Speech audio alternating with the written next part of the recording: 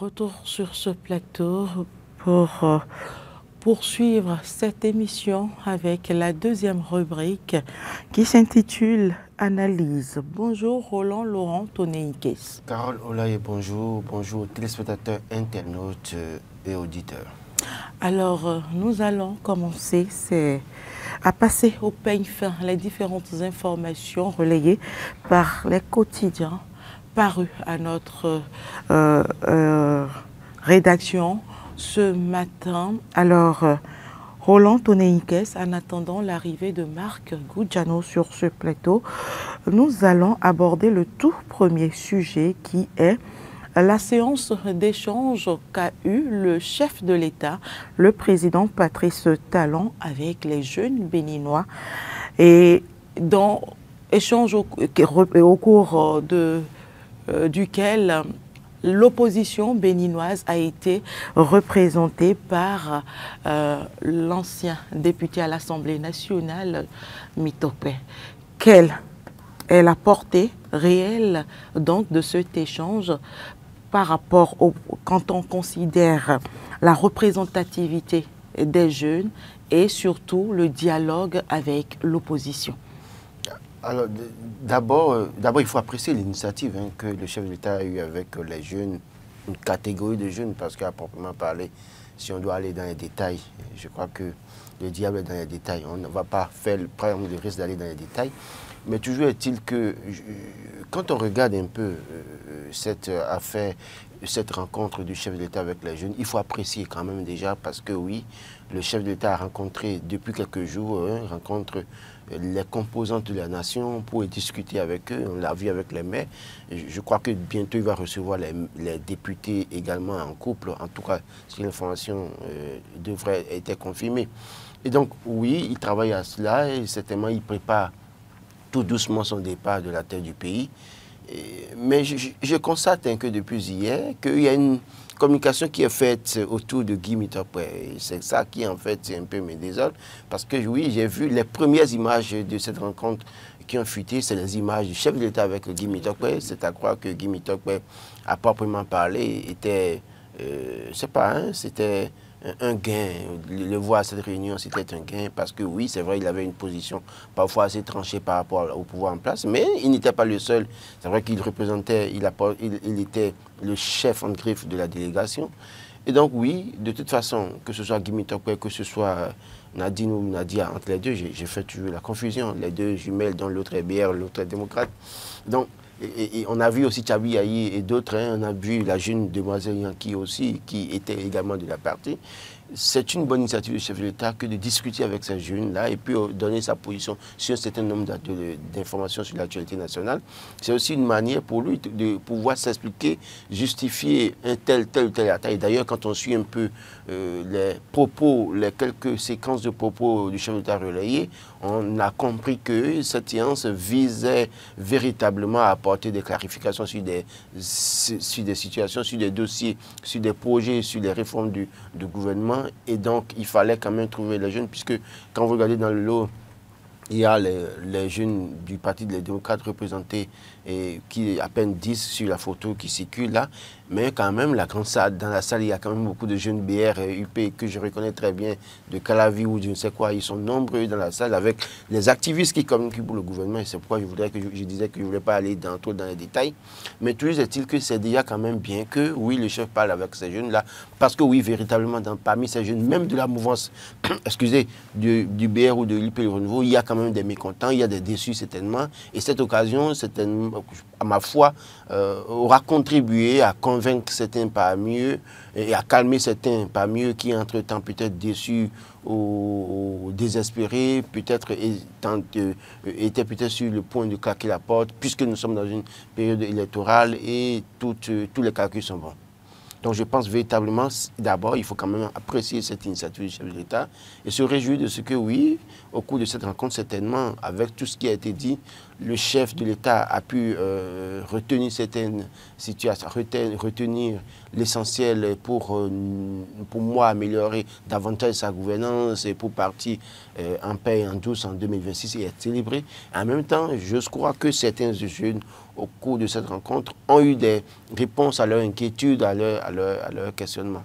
Et vous pensez que ces échanges pourront impacter? Oui, l'un dans l'autre, vous savez, quand on va à de telles rencontres, c'est pour ça que je crois que véritablement aussi quand on voit Guy Mitopé sourire, quand on le voit sur la photo avec le chef d'État sourire également et que les gens interprètent à tort ou à raison, je ne sais pas, hein, ceux qui sont derrière le clavier, je ne sais pas si eux, ils avaient la chance d'aller à la présidence et même s'ils avaient des choses à reprocher au chef de l'État, si devant lui à la présidence, ils auront le courage nécessaire de dire un certain nombre de choses, d'utiliser un certain nombre de thèmes. Vous savez, un chef de l'État, au-delà de tout, reste un mythe en réalité. Et donc, tout ce que vous dites peut-être, à la limite, il faut vraiment être courageux pour l'affronter en face et lui dire certaines choses.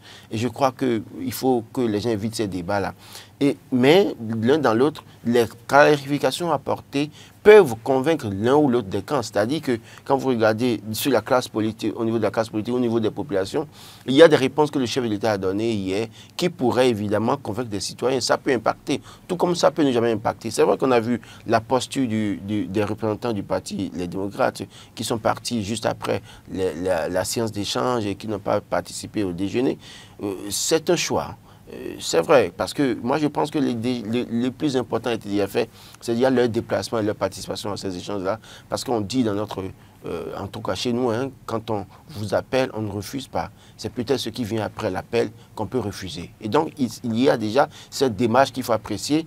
Et maintenant, est-ce que véritablement les jeunes du Parti des démocrates sont convaincus? Ils ont posé des problèmes auxquels il faut apporter des solutions, il faut apporter des réponses. Est-ce que dans les prochains jours, le gouvernement se penchera sur les doléances du Parti des démocrates, notamment des jeunes du Parti des démocrates? Est-ce que le chef de l'État va continuer à ne pas réagir comme il l'a dit, pour certaines choses, il a été clair, mais est-ce que avec cette relance des jeunes du Parti des démocrates, ça va le motiver davantage et le pousser à prendre des initiatives? On l'a vu hein, dans son schéma habituel où il prend la parole, il fait son tour, il cherche à convaincre les gens, très à l'aise. Et donc, est-ce que véritablement ceux du Parti des démocrates sont convaincus? Je sais que ceux de l'UP, le renouveau du BR, vous diront que d'office, que tout est blanc, tout est clean, qu'ils sont convaincus. Mais les autres, de leur côté, ont un certain nombre de problèmes qu'ils ont pour porter à la connaissance du chef de l'État, attendant de voir ce qui va se passer.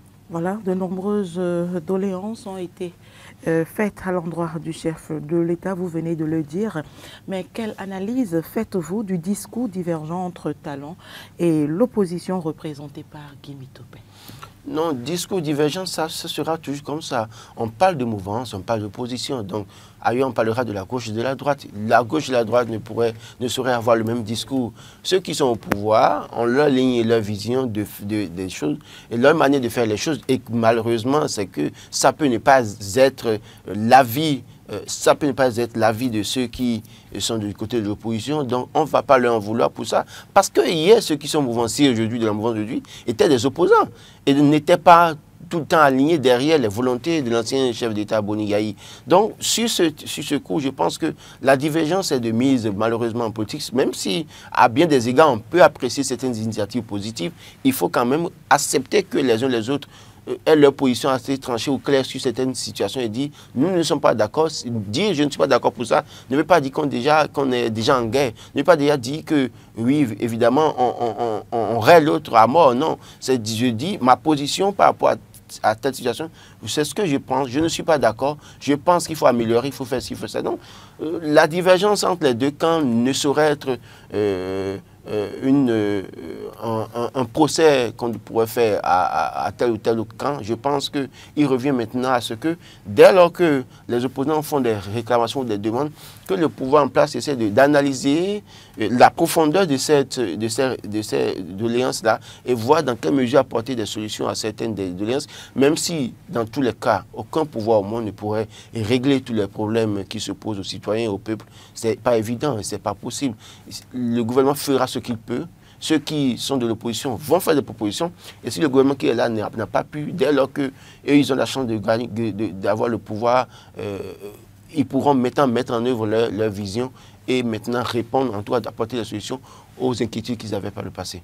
Alors, Matin Libre traite de cette rencontre Talon et cette rencontre entre le président Patrice Talon et la jeunesse béninoise parle d'indignation, j'allais dire, suite à la présence de Mitokpe à cette rencontre-là. Est-ce que vous êtes d'avis?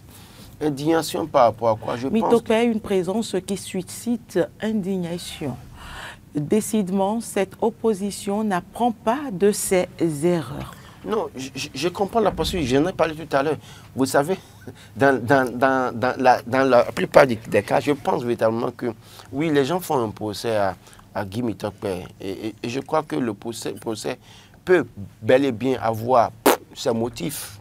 Mais je crois que ce que les gens reprochent en fait à Guy Mitokpe, c'est quoi? C'est le fait que on le voit souriant avec le chef de l'État en photo. Et moi je dis, même le plus grand ennemi, adversaire, on a vu Boni chez Patrice Talon quand même, on a vu la posture. Hein. On a vu d'autres chez Patrice Talon, hein, d'autres grands de ce pays chez Patrice Talon. On a vu leur posture. Et alors que voulons-nous reprocher à Guy Mitokpe? J'estime véritablement que c'est un procès, faux procès. Il faut laisser Guy Mitokpe. C'est-à-dire qu'à un moment donné, si il ne se rendait pas à cette rencontre, on dira que oui, voilà des jeunes de l'opposition, voilà l'opposition, on appelle les jeunes pour discuter avec eux et ils refusent d'aller là-bas. C'est pour critiquer. J'ai été clair ici en disant, chez nous là, on dit quand on vous appelle, vous ne refusez pas d'abord. C'est peut-être ce qui se trouve après l'appel que vous refusez. Et la preuve, ils sont allés aux échanges, ils ont fini les échanges. Maintenant, pour déjeuner, ils ont refusé, ils sont partis. Donc, discuter, c'est déjà très important. Parce que si vous reprochez des choses au monsieur et qu'il vous appelle pour dire venez, on va discuter, la moindre des choses, c'est d'aller d'abord, puisque d'ailleurs, on a vu des gens de l'opposition réclamer une assise nationale, des assises nationales. Donc, la moindre des choses, c'est déjà de répondre à cet appel-là et de lui dire en face, monsieur le président de la République, nous ne sommes pas d'accord, nous avons fait des demandes à plusieurs reprises, vous ne nous écoutez pas. Mais puisque vous nous donnez l'occasion, nous sommes là pour vous parler. Et voilà que nous parlons avec vous. Et dès lors qu'ils ont fini de parler, ils sont partis. Donc, ce n'est pas... vous savez, nous sommes en politique. Et la communication, l'image a une valeur en politique. C'est-à-dire, j'ai dit, les premières images qui ont commencé par fuiter de cette rencontre, c'est l'image du chef de l'État avec Guy Mitokpe. Les gens savent pourquoi ils font ça. Parce qu'ils savent que en faisant ça, et d'ailleurs vous allez voir certains de la communication gouvernementale que je connais très bien, que je respecte, les premières publications qu'ils ont faites avec cette image-là, avec l'interprétation qui a suivi.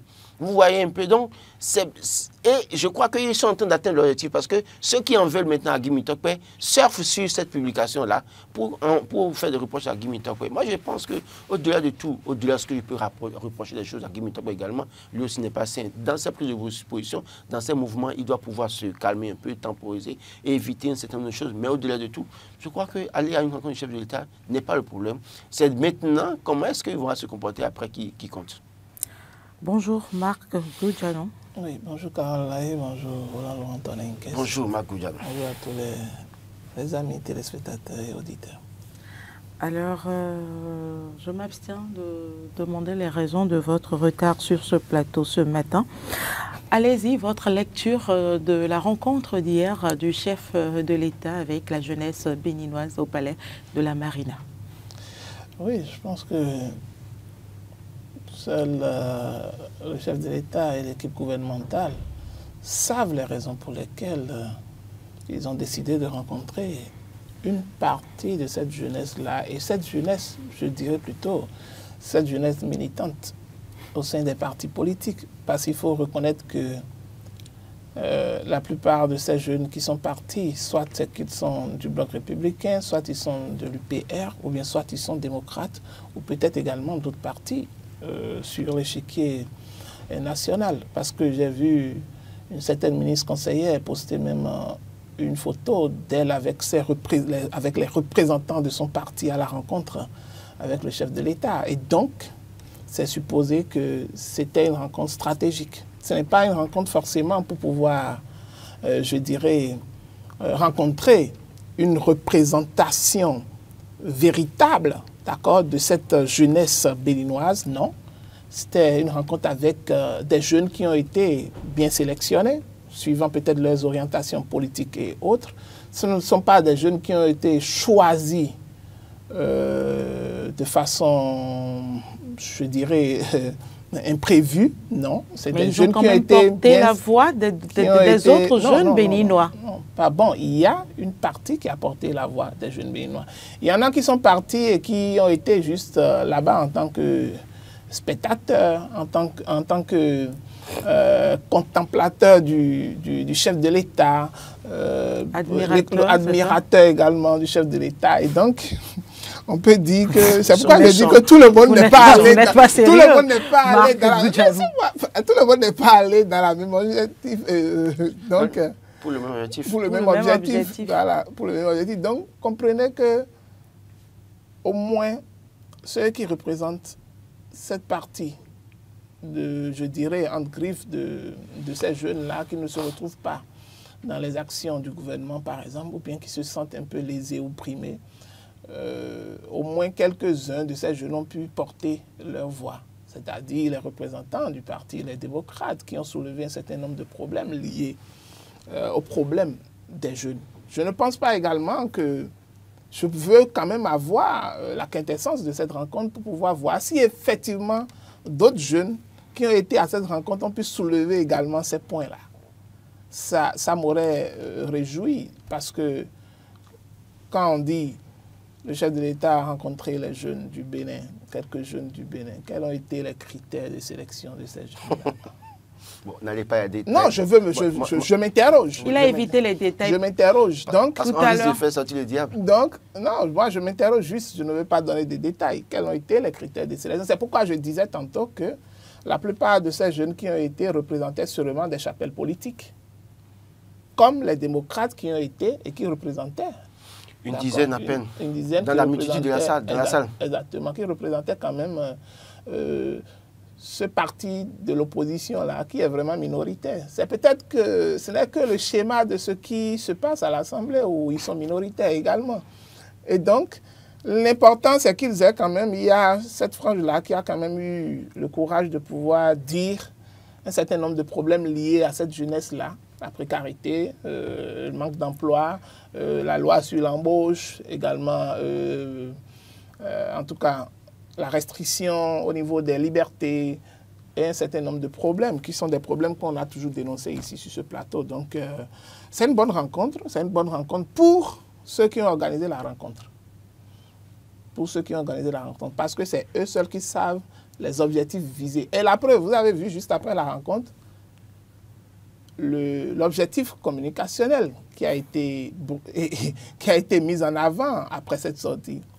Ça aurait été que ces jeunes, peut-être, c'est pourquoi moi je ne veux pas trop condamner Guy Mitokpe, le porte-parole des démocrates, dans sa posture d'accompagner, d'être l'accompagnateur de ces jeunes-là qui ont été sollicités. Parce que j'aurais voir la posture, j'aurais voulu voir la posture des représentants, d'accord, du pouvoir ou le pouvoir en place, quand ces jeunes-là, des démocrates, n'auront pas été à cette rencontre-là. Quelle serait la communication qui serait donnée? C'est qu'on vous invite à une rencontre des jeunes avec le chef de l'État pour pouvoir partager peut-être vos doléances, vos inquiétudes avec le chef de l'État, pour pouvoir partager un repas avec le chef de l'État, bien sûr, qui n'ont pas été à ce repas-là. J'ai entendu Laurent le rappeler tout à l'heure. Et donc, c'est-à-dire que l'objectif pour moi est juste stratégique. Les points qui ont été évoqués, par exemple, lors de cette rencontre, en ce qui concerne l'appel entre l'ancien chef d'État et le président Patrice Talon, c'est pour quelle utilité à cette rencontre-là? Je n'en trouve pas. C'est juste, juste une douche de communication. C'est une communication. Sinon, politique. En réalité, avec vous? une discussion avec les jeunes, qu'est-ce que ce débat vient faire là? Quel impact? Non, l'impact, c'est pourquoi j'ai dit. Bon, Bonnet a répondu qu'il a dit qu'il reste disponible. Oui, moi je me dis même que c'est ça encore l'autre problème des démocrates. Où le chef de l'État se prononce sur une question, d'accord, donnée en disant qu'il appelle l'ancien chef d'État, d'accord, et qu'ils se parlent. Et que déjà, vous, en tant que démocrate, vous venez répondre. C'est de cette réponse que les autres attendent. C'est cette réponse-là qu'ils attendent, justement. Parce que le chef de l'État n'a pas donné les détails Il n'a pas donné le contenu de leur appel. Il a juste dit, on s'appelle, on se parle. On se voit. On se voit. Vous donnez les détails. Mieux, le porte-parole des démocrates qui était à cette rencontre, d'accord?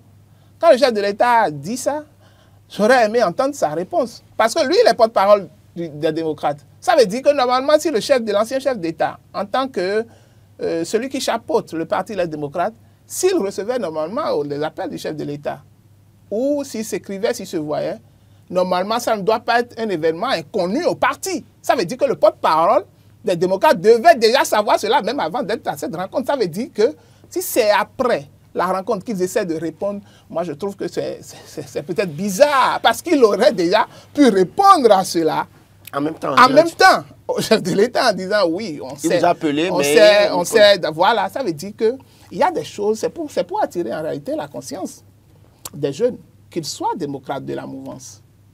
Le jeu politique est tellement stratégique parfois où même les acteurs qui sont au devant de la scène et qui jouent le rôle d'opposant ou le rôle peut-être de mouvancier sont dans des stratégies et dans des jeux politiques que vous ne maîtrisez pas et dont vous n'avez pas connaissance même en tant que militant de ces partis-là. Et il y a des discussions qui se font en coulisses dont vous n'aurez jamais le retour. Et c'est la preuve. Parce que s'il le savait, et que le chef de l'État le disait, c'est lui qui allait déjà être le premier. Moi, je vois le porte-parole des démocrates, Guy Mitokpe, venir poster la réplique ou bien la réponse de l'ancien chef d'État, Boniyaï, sur sa page. Il dit, mais c'est quelle communication ça? Apparemment, vous avez encore du travail. Vous avez encore du travail. L'impact, c'est très sûr que le chef d'État est très content de sa sortie. Il a réussi. Il a réussi. Oui, il a réussi. Dans son coup magistral, il a réussi. Et peut-être qu'il y a d'autres classes également de la vie politique ou bien de la population béninoise qu'il va recevoir. Peut-être que bientôt, il recevra les journalistes comme Roland Laurent Tonneikes, peut-être, à la présidence, pour pouvoir discuter également avec eux.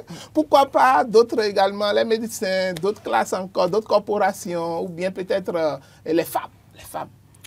Recevra peut-être les femmes, d'accord, ou bien peut-être recevra également nos mères. Non, moi, je pense véritablement que au-delà de tout, je crois que Max soulève un problème très important.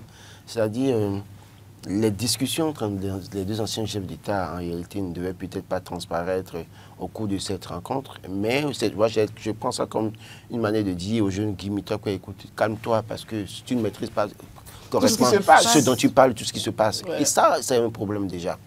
Et j'ai toujours dit sur ce plateau que Guy Mitokpe doit suffisamment faire attention dans ses sorties, dans ses prises de position. Pourquoi? Parce que ce que certains n'ont pas le courage de dire, au vu de leur relation avec tel ou tel acteur politique, ils vont lui faire dire ces choses-là en tant que porte-parole de la chargé de communication du parti. Il va le dire, mais ça se retournera contre lui. Parce que quand vous parlez devant le chef d'État, vous posez des problèmes que le chef d'État vous dit, mais écoutez, mais votre patron et moi, on se parle, on s'appelle, on se voit.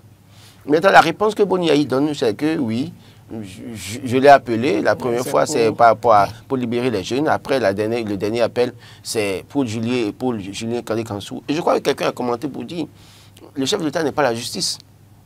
Il y a déjà un problème. Donc, dès lors que l'ancien président appelle son successeur, la moindre des choses, étant donné qu'il n'y a rien de tabou là, c'est de porter l'information à la connaissance du bureau politique. Et là, Guy Mitokpe, si j'étais à pas Guy Mitokpe, le chef d'État dit, mais non, mais monsieur le président de la République, je sais qu'il vous a appelé, mais il vous a appelé dans tel contexte. C'est très simple.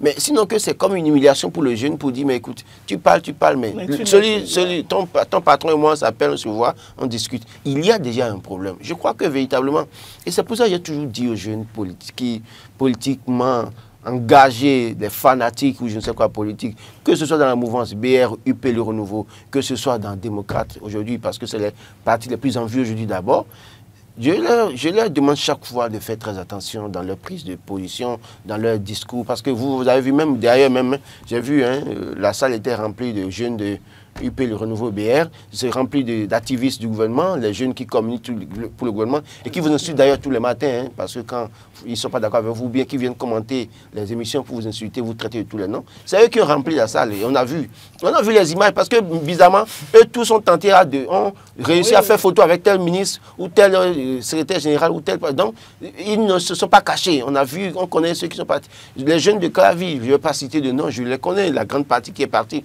Donc, véritablement, il y a un but.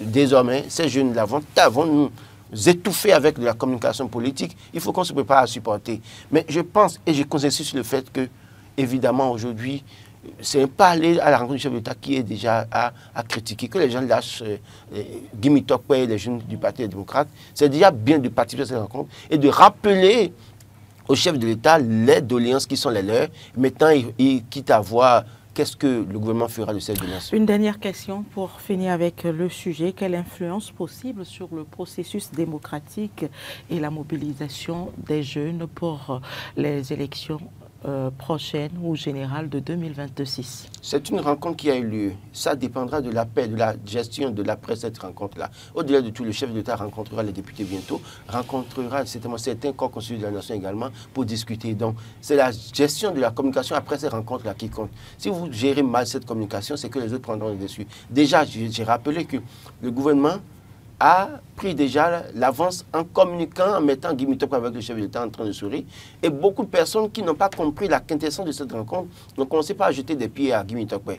Et déjà pour dire, j'ai vu même quelqu'un écrit, oui, donc c'est nous qui sommes en train de blaguer. Ah non, attention, donc ils se connaissent, ils se voient. Et déjà, même quand le chef aussi corrobore en disant, j'appelle l'autre, on s'appelle régulièrement, pour le demi-lettré ou l'illettré, en tout cas, l'analphabète en griffe, qui ne comprend pas à proprement parler certaines choses politiquement parlant, il va prendre position pour dire, mais écoutez, ces gens-là se foutent de nous, et c'est pour ça que j'irai voter, je n'irai pas voter. Donc ça dépend de la manière dont le Parti des démocrates et les partis d'opposition également vont gérer la communication. C'est ça qui, forcément, va permettre de travailler à la mobilisation des électeurs. Autrement, c'est-à-dire que le gouvernement va organiser ces rencontres, va surfer sur la communication pour convaincre les indécis pour écouter, ne les regardez pas un nez ensemble. Et essayez de voir peut-être ce qui va se passer le 1er août si prochain. La rencontre entre le chef d'État et les députés qui doivent se rendre en couple. Bon, si ça arrive à être confirmé, en couple, on verra bien. Est-ce que ceux qui ont des femmes iront là-bas avec des femmes? On attend de voir. Marc Goudjano. Non, il n'y a plus rien à dire sur le sujet. Nous allons aborder un autre sujet sur ce plateau. Nous restons toujours dans le registre c'est quand même une dose d'humour en réalité. Politique. Parce que... On n'a pas pu s'empêcher. On n'a pas pu s'empêcher. Vous nous avez fait sourire sur ce plateau. Ah oui, au-delà de sourire, même rire. Hein? Sourions quand même. Voilà, 25 millions à verser par chaque duo présidentiel. De quoi avoir des garanties avant de s'engager. C'est une autre information dont nous parle le quotidien Dynamisme Info. Alors, 25 millions. 25 millions, c'est pas beaucoup d'argent. C'est pas beaucoup d'argent. Pour quelqu'un qui veut diriger le pays, s'il ne vient pas se servir, si c'est pour servir véritablement 25 millions en réalité, il a dit ça. Bon, à proprement parler, c'est vrai qu'on doit pouvoir donner la chance au dernier béninois s'il aspire à gouverner d'être candidat. Hein. C'est vrai que ce n'était pas 25 millions, je crois que c'était 10 ou 15 millions. On a monté ça à 25 millions. Est-ce que oui? Le débat a eu lieu où les gens disaient non, attendez, 25 millions c'est trop. Je crois que non, il faut permettre aux derniers citoyens qui ont envie d'être président, de venir être président sans pouvoir déposer une caution.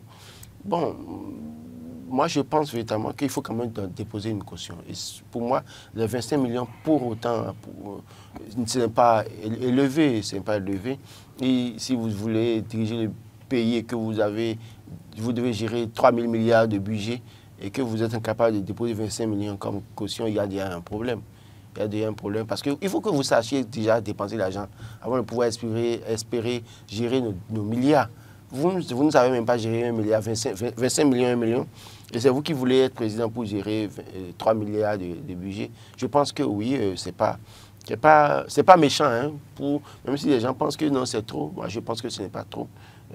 Ce n'est pas trop. C'est vrai que ce qu'on combattait, c'est que les gens disent qu'on voulait aller à 50 millions. Pour moi, c'était déjà un peu trop. Au-delà de tout, mais 25 millions, c'est quand même... Vous trouvez que c'est raisonnable? C'est raisonnable. C'est raisonnable et il faut quand même que ceux qui... D'ailleurs, vous avez vu, il y a un autre candidat qui s'est déclaré hier nuit encore. Mohamed Kabirou Djibril, Issa Djibril, qui a fait un discours quand même assez accrochant. Hein. Moi, j'ai été interpellé par quelqu'un de la diaspora hier nuit, autour d'1h du matin, qui me dit, mais Mohamed Kabirou Djibril, c'est qui encore celui-là? Je ne savais même pas. Et donc, il m'a dit, bon, va sur telle plateforme, je suis allé voir.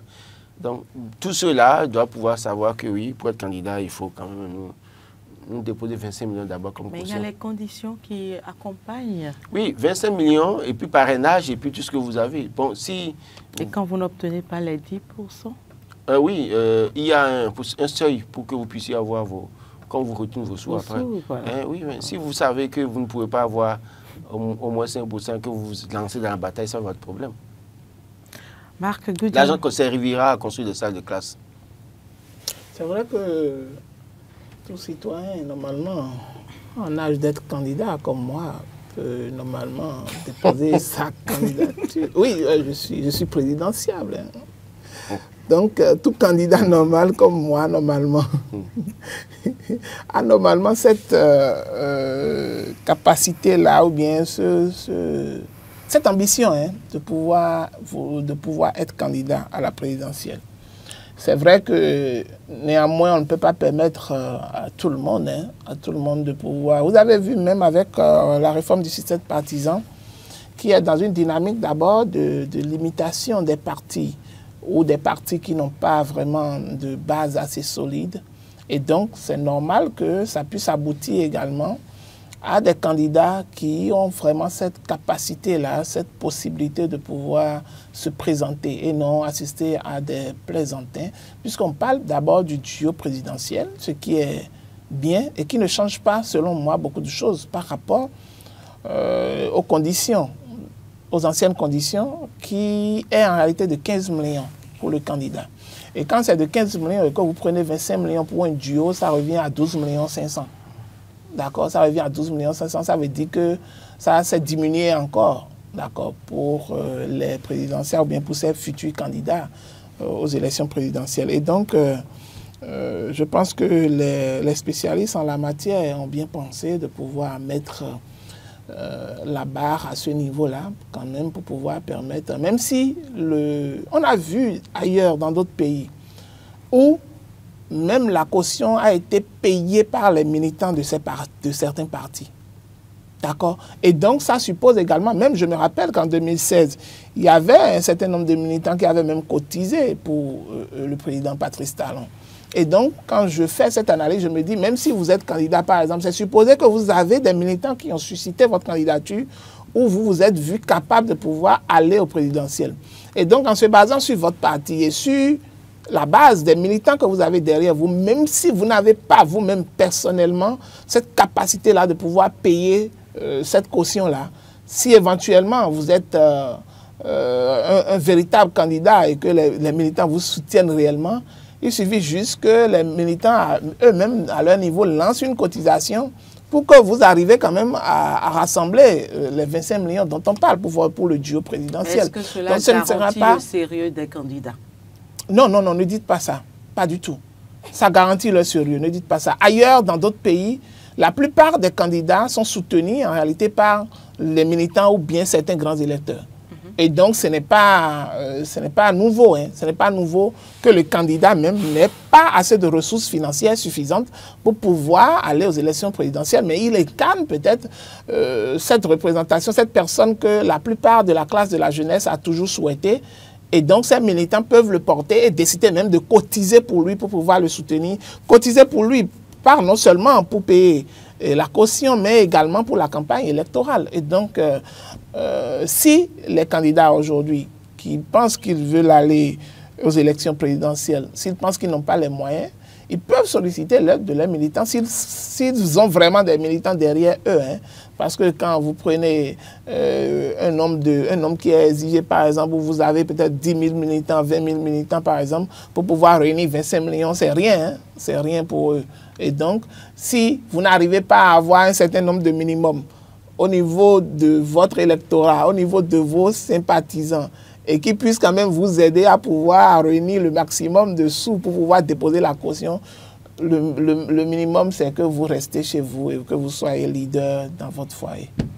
Roland Tonné-Nicaise, est-ce que cela assure le sérieux des candidats selon vous? Qu'est-ce qui assure les 25 millions, le cautionnement? Non, ce n'est pas ça qui assure le sérieux d'un candidat ou autre. C'est que déjà, dès lors qu'un candidat remplit les conditions pour être une personne remplit les conditions pour être candidat, ça ne veut pas dire forcément qu'il soit sérieux. On a vu des gens qui nous ont promis qu'ils viendront servir, mais une fois au pouvoir, se sont servis allègrement. Donc, ce n'est pas parce qu'il a payé 25 millions qu'il faut dire qu'il viendra se comporter comme l'apôtre Paul ou l'apôtre Jean, ou je sais quoi, hein, ou comme un saint Laurent ou bien Saint Marc d'Aquin. Non, évidemment pas. Il faut peut-être que... c'est des conditions qu'on a fixées et n'importe qui remplit ces conditions peut être candidat. Mais dans le sérieux dépend aussi de sa vision, de sa compréhension du pouvoir d'État. Parce que quand je suis, hein, je ne le connais pas, Mohamed Kabirou, Djibril Issa, le dernier candidat déclaré hier nuit dans son discours, disait que je viens pour servir et non me servir. Donc, en réalité, c'est l'idéal qu'on recherche chez nos dirigeants. Venir servir et non se servir. Mais malheureusement, combien sont-ils à venir servir et non se servir? C'est ça le véritable nom. D'ailleurs, même parfois, les gens considèrent que c'est pour ça que peut-être il faut être aussi d'accord avec ceux qui ont déposé de caution et autres là, parce que quand ils viennent comme ça, c'est comme s'ils veulent faire, ils dépensent de l'argent, ils veulent faire un retour sur investissement. L'argent qu'ils ont dépensé aux populations, le fait de tout l'acheter, les paquets de ciment donnés, et autres là, ils veulent faire un retour sur investissement. Ils font de la gestion d'État, en tout cas une entreprise, une gestion de la gestion de l'entreprise, autant de choses qu'on peut reprocher. Donc, ce n'est pas les 25 millions qui font d'un candidat qu'il est sérieux ou pas, ce n'est pas, c'est le fait que lui-même soit conscient de l'enjeu, qu'il comprenne qu'il vient pour servir et non se servir, c'est très important. Donc, véritablement, à proprement parler, autant qu'ils sont candidats aujourd'hui déclarés ou non, ce n'est pas payer les 25 millions de caution entre duos de candidature qui va montrer si, comment on va appeler, Daniel Eda est sérieux ou pas. Ce n'est pas ça qui va permettre de savoir si véritablement qui d'autre a fait sa déclaration. Je les oublie. Hein. Parce que si vous avez même déjà le minimum que vous pouvez avoir, hein, moi je dis si vous voulez aller aux élections et que vous n'avez même pas 25 000 militants, ce n'est pas la peine.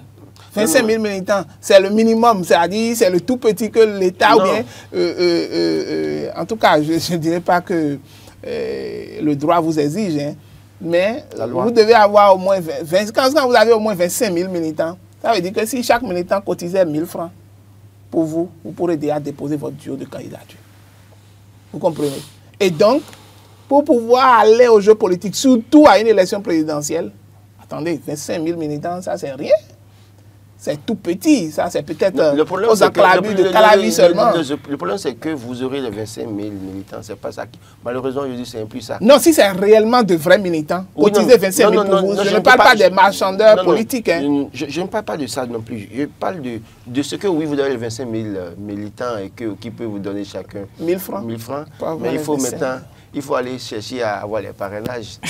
Oui, il faut aller chercher à avoir. Donc, sans parrainage, vous avez beau faire d'avoir même... Les exigences du code. Non, actuellement, le débat, ça se pose au niveau des 25 millions. Et puis, donc, quand on ira sur le débat des autres conditions, on va en parler également. Donc, je parle que des 25 millions. Donc, voilà, un dernier sujet pour boucler la page analyse de ce matin. Boni Yayi, candidat aux législatives de 2026, c'est une interrogation à laquelle le député de Woro Kubu, voilà, a répondu. Alors, quelle est votre appréciation? Bon, je pense que est-ce qu'il manque assez de ressources humaines de qualité au sein du parti? Politiquement, je pense que l'ancien chef d'État, Boni Yayi, a déjà tout donné. Politiquement parlant. Je ne sais pas ce qu'il ira encore chercher à l'Assemblée nationale. Le parti Les Démocrates regorge d'assez de jeunes et de militants qui ont vraiment cette capacité-là de pouvoir aller défendre, d'accord, la cause des Béninois au sein de l'hémicycle. S'ils n'en ont pas, donc ce n'est pas la peine que le parti existe. Que le parti existe. Donc, on ne va pas toujours prendre les mêmes et recommencer. C'est pourquoi même dans le débat politique aujourd'hui, les gens en ont marre de pouvoir entendre la guerre, Boni Yayi Talon. Tout le monde en a marre. Et les gens ont vraiment besoin en tout cas, d'un nouveau visage, d'accord, d'un nouvel élan, d'un nouveau cadre qui puisse quand même essayer d'apporter un plus, d'accord, aux problèmes des Béninois. Et donc, même au niveau de l'Assemblée nationale, où certains débats très importants se font, Boni Yayi serait une figure de trop, je pense. Il a déjà fait son temps, il a déjà fait tout ce qu'il peut faire. La seule chose qu'il peut faire encore, c'est un peu comme les Amoussou Bruno, aller rester dans l'ombre pour travailler avec les jeunes, les soutenir au moment opportun, quand il le peut, mais venir à l'Assemblée, ce n'est plus son rôle. Mais vous pensez qu'aujourd'hui, réellement, avoir à la constitution du parti politique et les démocrates, sans Yayi Boni, ce parti existe? Je sais pas, si vous suivez même mon développement, je disais tantôt qu'il y a plusieurs autres manières de participer à la vie d'un parti politique. Ce n'est pas seulement en allant peut-être à l'Assemblée nationale que vous participez. Amoussou Bruno va encore à l'Assemblée nationale. Il s'est fait Dieu donner Soglo va à l'Assemblée nationale. Soglo c'est 94 ans. Amoussou Bruno c'est 83 ans. Boni Yayi c'est 113 ans. Et donc, c'est pas de la même génération. Boni Yayi a été président pendant 10 ans. Soyons honnêtement parlant. Non, c'est pas pour donner caution à Boni Yayi. Si le parti regorge d'assez de cadres, d'assez de jeunes, et que l'on n'arrive pas à choisir, à mettre ces jeunes-là au niveau des listes, et qu'on va... D'abord, son fils n'est pas là. Alors, il a son fils qui est encore jeune, d'accord, qui est encore jeune, et qui est un jeune politicien, par exemple. Si j'aurais même compris qu'on puisse même mettre son fils, d'accord, à une tête de liste ou quelque part dans une circonscription électorale, que de voir le papa. Bon, il y a même là déjà reconnu que normalement, le rôle qu'il peut jouer, c'est d'être un guide, d'accord? Un guide au niveau de son parti, ou à défaut d'être un pasteur ou un chantre, d'accord? Au niveau de l'aspect spirituel. Et donc, mis à part cela, aller à l'Assemblée, je pense que ce serait... De trop. Roland, je pense que oui, véritablement, quand on doit considérer les choses à proprement parler, c'est que oui, Boni Yayi n'a pas forcément besoin d'être candidat en 2026, c'est pour les législatives, pour continuer à jouer son rôle d'acteur politique. Mais malheureusement, oui, la bipolarisation comment vous appelez, de la classe politique du Boni Yayi, Patrice Talon, que nous chantons depuis 2006, il faut préciser, ça ne commence pas à saouler. Il faut avoir le courage de le dire. Et donc, oui, quand on regarde tout ça, on a envie d'avoir une élection sans trop l'implication de Boni Yayi et de Patrice Talon. Mais puisque Patrice Talon est au pouvoir, aura son implication du côté de la mouvance, c'est que Boni Yayi estime que c'est sa présence au sein du Parti des démocrates qui pourra aussi contribuer à faire affronter véritablement la machine Patrice Talon. Sauf que, oui, dans le choix des démocrates de faire de Patrice Talon un candidat, je crois que, par exemple, Boni Yayi un candidat pour les législatives, je crois, selon certaines indiscrétions, c'est de le faire candidat à tête de liste dans la 8e circonscription électorale, là où il a déjà fait échouer le professeur titulaire, faire en sorte qu'il soit encore candidat là pour rafler, comment vous dites, ratisser l'âge, au point où... Les vrais professeurs titulaires ne seront pas contents de vous. Bon, de toute façon, le professeur titulaire, vous voulez quoi, en horaire ou je ne sais quoi? Ou bien, de toute façon, on ne va pas aller dans ce détail, mais j'estime que, je pense, en fait, selon les discrétions que moi j'ai eues, c'est qu'il serait tête de liste dans cette région-là pour ratisser l'âge et empêcher davantage le retour au Parlement du professeur titulaire de Parakou, et puis faire en sorte que la question des 20%, en fait, les démocrates sont dans une logique. Positionner certaines figures clés, tête de proue en tout cas, figure de proue, pardon, dans certaines localités, pour empêcher que même en cas d'accord de gouvernance, que les autres partis de la mouvance, l'UP, le renouveau, le BR, n'arrivent pas à avoir les 20%. Donc c'est dans cette optique qu'ils ont voulu que Boni Yayi soit candidat dans le 8e, parce qu'ils savent que s'il lui est candidat étant de Tchaourou, Parakou et environ, c'est que ça va leur permettre de ratisser vraiment toute la zone. Et déjà, même si les autres arrivaient à avoir les 20% partout, même avec leur accord de gouvernance, c'est que là, ils pourront faire... C'est une stratégie politique. Et puis, après tout, moi je pense que, et j'ose croire que l'ancien chef d'État ne fera pas quand même sur cette scène d'aller au Parlement. Je suis sûr qu'après l'élection, il laissera sa place à son suppléant. Ce serait une très bonne image qu'il fasse ça comme ça.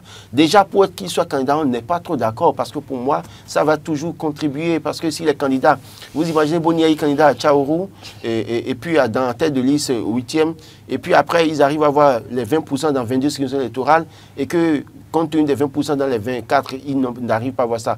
On les disqualifie. Imaginez ce que ça peut créer. Ça peut créer, parce qu'il s'agira de Boni Yayi, ancien chef d'État, qui continue d'avoir l'estime d'une partie de la population. Donc, pour ça, rien que pour ça, on peut ne pas être d'accord, mais je pense qu'ils sont dans leur stratégie politique. Si ça peut leur payer, et puis ça peut empêcher les troubles, les violences, les guéguerres politiques, je crois qu'il va falloir travailler sur ce terrain, sur ce volet-là, levier-là, pour nous éviter les troubles qui pourraient en découler. Merci Roland Laurent Toneikes, merci Marc Goudjanou pour avoir décrypté ces différentes informations sur ce plateau.